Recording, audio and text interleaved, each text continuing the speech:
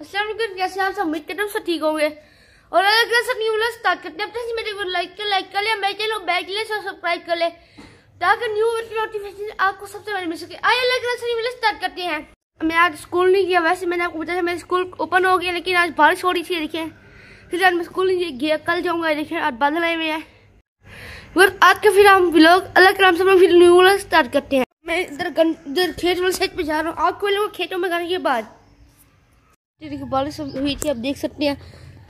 Mummy इधर जा रहे हैं खेत वाली साइड पे। देखिए हम सोचते रास्ता ले रहे हैं। इधर हम गन्नू के खेत में, इधर सारे दूर दूर तक ये सारी गन्नू में इंशाल्लाह हम आपको इसकी कटाई भी दिखाएंगे।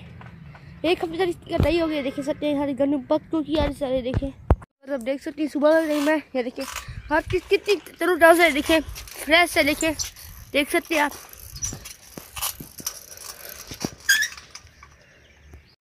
देख सकते हैं धूप निकल आई। देखिए गन्नू खेत देखिए आधे ज़्यादा खेत तबाह हो चुके हैं। देखिए क्योंकि आजकल बारिश हुई है। देखिए इतनी सारी खेत तबाह हो गए हैं।